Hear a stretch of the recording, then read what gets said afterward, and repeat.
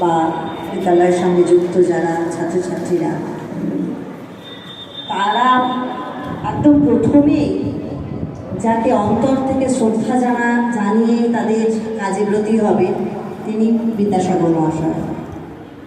তার জীবন এবং জীবনযাত্রা করলে বা জীবনী সম্পর্কে আমরা জানতে পারলে, ছাত্রছাত্রীরা যদি জানতে পারে, তাহলে তাদের শিক্ষা লাভের পদ্ধতিটা অনেক সুগম হয়।